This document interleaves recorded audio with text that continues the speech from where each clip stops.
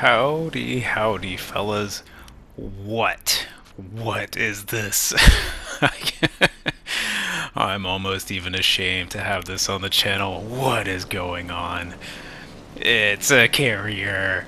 I've played 99 games and carriers. I was gonna play 100, but I'm lagging, so I didn't get another one in. And there's my build. Yeah, it's dumb. It's all I have.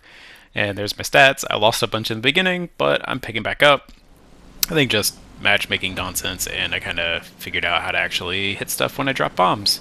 Um, that's the build I'm running this one. You should, well, at least my dumb, I don't know how to play carriers. I'm good. I switched everything to fully packed. I didn't realize it actually impacts the fighter squadron that the attack squadrons have, and I think that's actually more useful than the whatever the other one is, 20% less damage when you're close to something, and then like a minuscule buff to your bomber. So it's a carrier! What in the world? Why am I playing a carrier?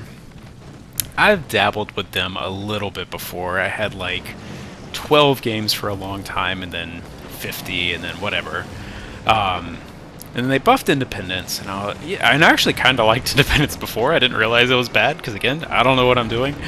So I was like, well, let's take it out again. And then the accuracy on these bombs is nuts.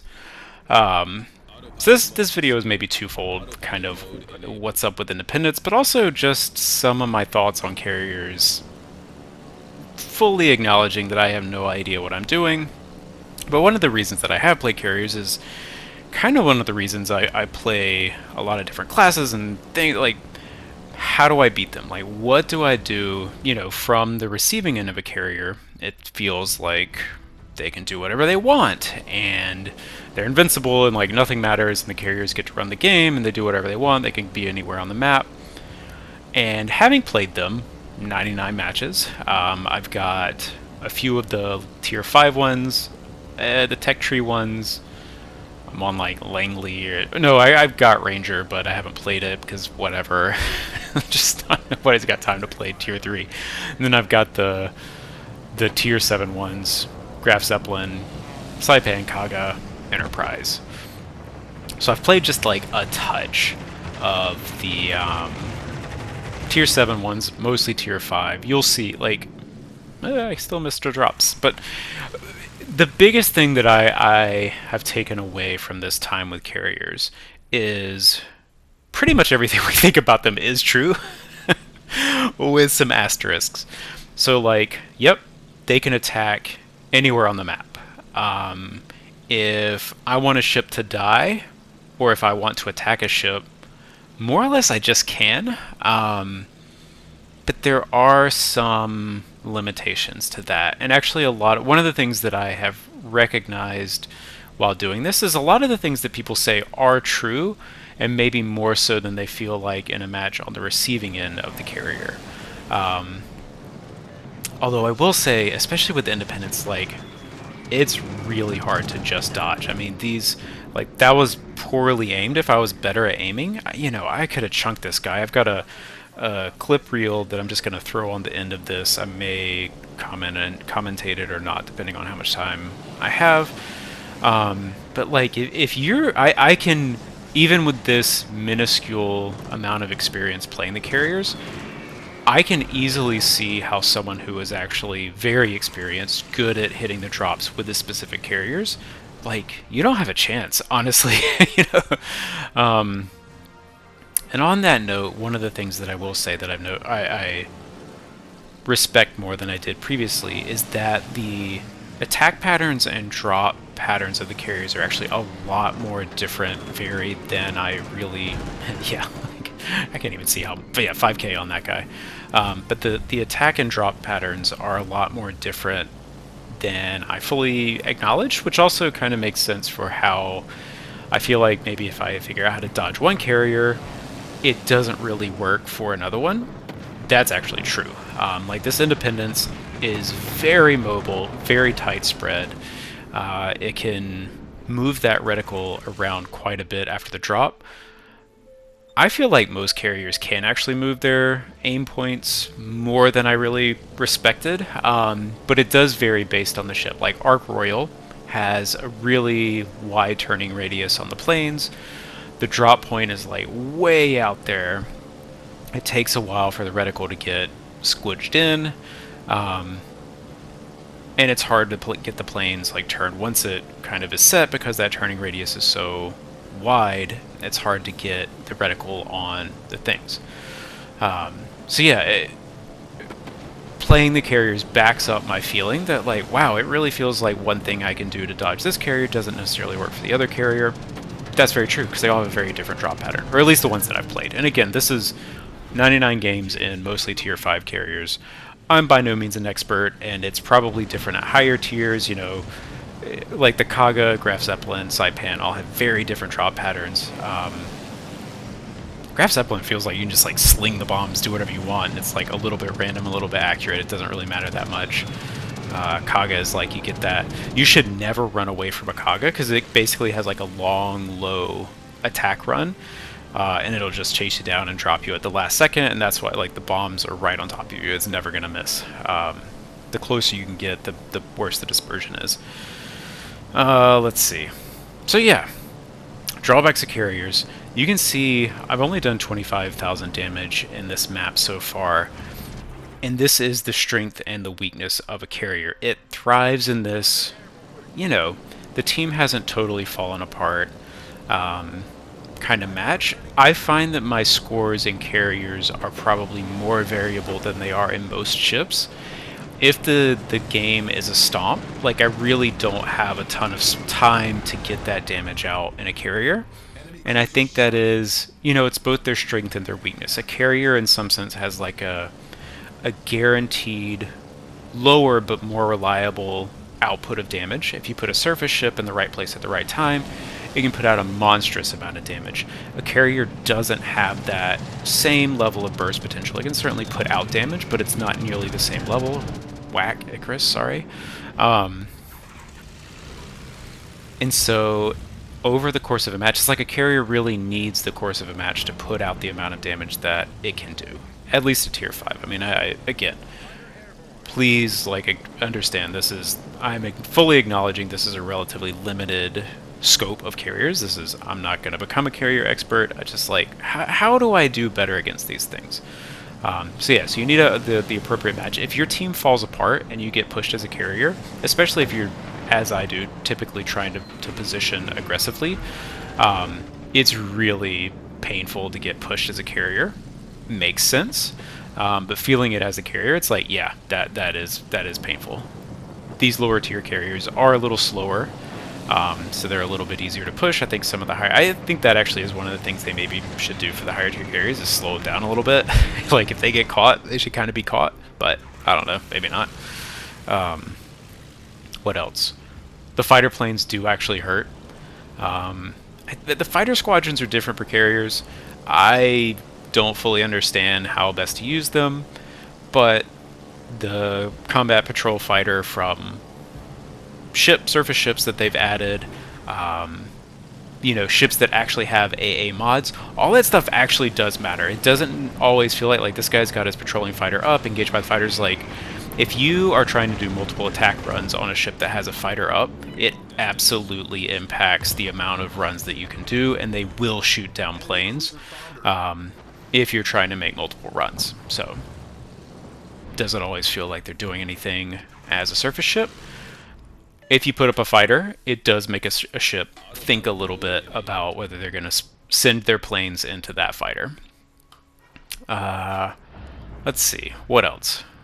Use the fighters, you know.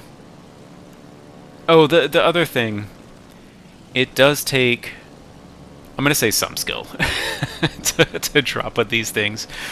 You know, there's no indicator, there's no lead indicator, there's no torpedo launch indicator, there's no auto aim. Like, this is all manually eyeballed based on the relative position of the ship and your knowledge of the plane drops. But as you've seen over this match, and then you'll see in the clips at the end, like, I've played 100 games, and it's, you know, it's not rocket science. You do have to learn the kind of idiosyncrasies of each drop pattern. But that's, you know, like, that's a meta skill. Like, that's gonna, be learned over the course of a lot of games. It's not like if someone already knows that, you're never going to feel those matches where they didn't know how to drop if you're in a match with someone who does know how to drop. Let's see, what else? You often end up like I like the Independence. I think is relatively well balanced. The torpedo bombers aren't great, but they're not terrible. I mean, just look at how far. Like I can just swing around, and I think I make this drop. It's unreal to me how far. Yeah, it's unreal how far I can move that thing to make that drop. That. Yeah, I don't know if this thing's gonna keep the buffs that it's got, but we'll see. I've had 3 games over 100,000 damage, and 3 or 4 games over 3,000 XP in this thing. Again, I don't know what I'm doing, so we'll see. So what are my points? Fighters actually do help. Oh, the other one, sticking together. I absolutely hate flying into a batch of battleships, even ones without, you know, specifically good AA. It does add up, and it adds up surprisingly fast. I don't love that. You know, it's kind of counter to a lot of how I want to play otherwise. A lot of people are like, oh, carriers prevent camping and they blah, blah, blah. But, like, honestly, one of the best things you can do to kind of combat carrier harassing you is hang out with a bunch of other ships. I am absolutely going to look for the ships that are alone to go after first. Flying into even 2 or 3 cruisers, especially ones with decent AA, like will absolutely take a toll on your plane squadrons. Even on a carrier with good regen, like the Independence or the Kaga, you will start to feel that. So yeah, sticking together absolutely does impact how the carrier can attack you. What else?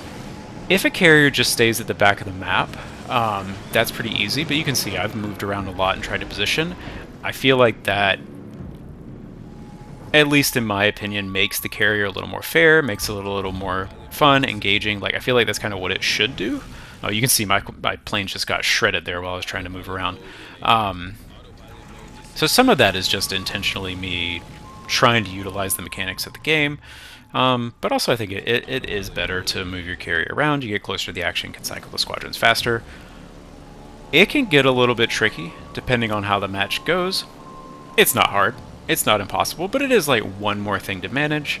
So a carrier moving their planes around, or sorry, moving their carrier around is doing a little more than just sailing to the back of the map. The carriers that are the most annoying are the ones that are at the back of the map doing nothing and still impacting the game. So to that point of like, I really do feel like a lot of the kind of complaints about carrier play are actually valid. Playing them, like, if I'm in a close game or at the end, like, I haven't put my ship at risk at all. I can regenerate planes. Like, there's so much of it that I haven't put in the same I haven't put in the same risk that a lot of other ships have. I think that's true. Let's see, what else? It's not that hard. I'm hitting drops. I think this is one of the more accurate carriers. Again, not being an expert, not knowing all the other carriers. The Kaga is pretty good too. We'll see some of those at the end. Yeah, I think it's. I think.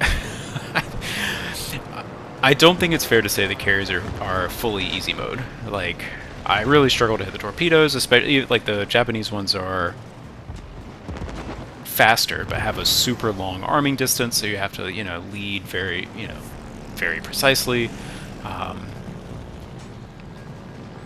Every carrier, oh yeah, and every carrier is different, so you have to learn. Ow. Again, like, the fighter squadrons do actually matter. That's actually, in some ways, I was kind of limit testing what actually they will do. I think the Independence doesn't have great fighter squadrons. I don't really know, or if I'm just using them poorly. It seems like they don't always do an amazing job shooting stuff down. To the best of my knowledge, that's not listed on the carrier stat card. That feels like that should be a thing that's listed that you could check out as a carrier player or as someone who's playing the carrier. Yeah, if I were more expert at it, like, again, see, I've looped around to the left specifically to line up my reticle with the direction of the ship. I think once you get to that next level of carrier play, you do that more naturally, more intentionally, more frequently, more consistently. to that point, if you're dodging the carrier, once you get to, if you understand how they're going to dodge, you can definitely do some better just dodging. So yeah, that's my TED talk on carriers. 115,000 damage, 3,300 XP. I don't know, man. Like, carriers. Oh yeah, this one. This is just an example of. Again, I think the Independence is particularly good at moving the reticle, but yeah, you thought I was going for that battleship. I'm out of fuel. 2 kilometers of fuel left. There's an Akatsuki 7 kilometers away. Looks like he's going to this side of the island. I start to drop, but it looks like he is turning. Yeah, I see him turning the other way with his flak, and boom. I started the drop like 4 kilometers away from him and was able to turn all the way over. This is pure skill on everybody's favorite Kamikaze. I just yeet these torpedoes out, and oh yeah, that's a skill drop right there. What's gonna happen? 6,000 damage on a Kamikaze. Oh man, you know, that's the time I don't mind playing a carrier. Do we get him? Do we get him? I actually don't remember. I think I just left too much of the clip in. It's fine. Oh yeah, this is another one. All skill here. How you doing? He was right there, right? Pure skill. And he burns out. It's just... I don't know, guys. Yep, another Kamikaze. Yeah. Running away from the carriers, especially the bombers, on most of the ones I've played is a bad choice. Like, you gotta get into them, at least makes them drop earlier, makes them drop when the reticle's less, less focused. These where they're running away, yeah, they're a lot easier to hit. Say 7,000. All right. It is a little harder to hit him coming in. Only hit one there. Oh yeah, that's what this clip specifically. It's a lot harder to hit it going in. Again, I'm sure someone more experienced can make it better either way, but your average carrier player running away, yeah, it's a lot easier to hit. And bye, guy. You know, pure skill. Just like, oh yeah, like that's. You know what is? Okay, why doesn't he just dodge? All right, where is he? And somewhere in here. Boom. Just, what do you do?